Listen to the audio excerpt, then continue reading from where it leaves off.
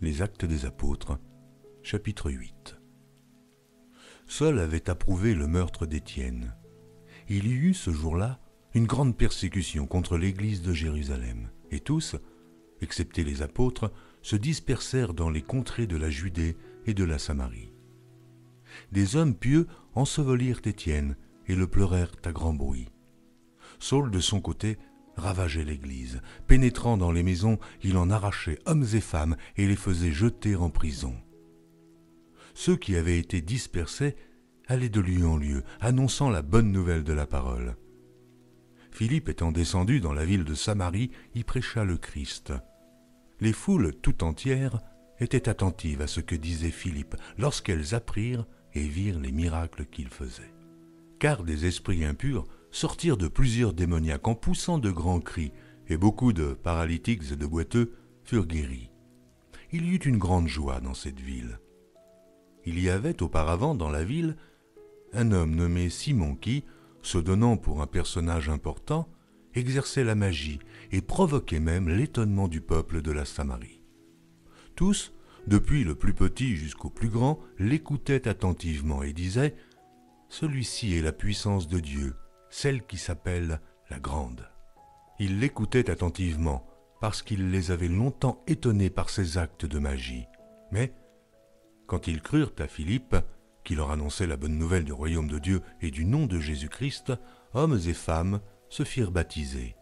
Simon lui-même crut, et, après avoir été baptisé, il ne quittait plus Philippe, et il voyait avec étonnement les miracles et les grands prodiges qui s'opéraient. Les apôtres qui étaient à Jérusalem, ayant appris que la Samarie avait reçu la parole de Dieu, y envoyèrent Pierre et Jean.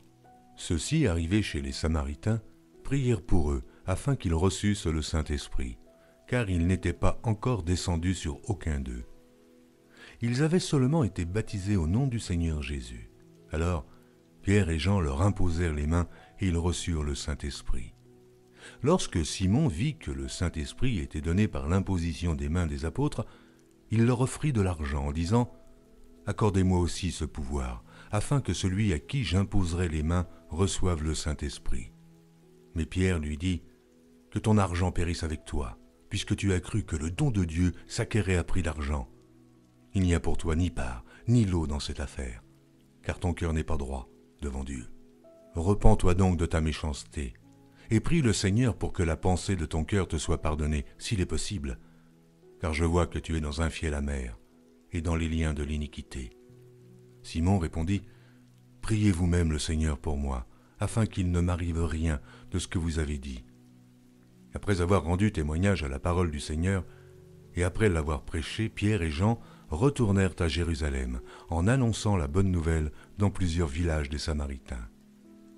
Un ange du Seigneur s'adressant à Philippe lui dit « Lève-toi et va du côté du midi sur le chemin qui descend de Jérusalem à Gaza, celui qui est désert. » Il se leva et partit, et voici, un Éthiopien, un eunuque, ministre de Candace, reine d'Éthiopie, et surintendant de tous ses trésors, venu à Jérusalem pour adorer, s'en retournait, assis sur son char, et lisait le prophète Ésaïe. L'Esprit dit à Philippe, « Avance, et approche-toi de ce char. » Philippe accourut et entendit l'Éthiopien qui lisait le prophète Ésaïe, et il lui dit, « Comprends-tu ce que tu lis ?» Il répondit, « Comment le pourrais-je, si quelqu'un ne me guide ?» Et il invita Philippe à monter et à s'asseoir avec lui. Le passage de l'Écriture qu'il lisait était celui-ci. Il a été mené comme une brebis à la boucherie, et, comme un agneau muet devant celui qui le tond, il n'a point ouvert la bouche. Dans son humiliation, son jugement a été levé, et sa postérité, qui la dépeindra, car sa vie a été retranchée de la terre. L'eunuque dit à Philippe, « Je te prie, de qui le prophète parle-t-il ainsi ? Est-ce de lui-même ou de quelqu'un d'autre ?» Alors Philippe, ouvrant la bouche et, commençant par ce passage, lui annonça la bonne nouvelle de Jésus. Comme ils continuaient sur le chemin, ils rencontrèrent de l'eau. Et l'eunuque dit, « Voici de l'eau. Qu'est-ce qui empêche que je ne sois baptisé ?» Philippe dit, « Si tu crois de tout ton cœur, cela est possible. » L'eunuque répondit, « Je crois que Jésus-Christ est le Fils de Dieu. » Il fit arrêter le char. Philippe et l'eunuque descendirent tous deux dans l'eau, et Philippe baptisa l'eunuque.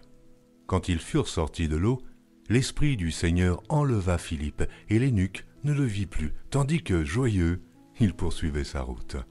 Philippe se trouva dans Azote, d'où il alla jusqu'à Césarée, en évangélisant toutes les villes par lesquelles il passait.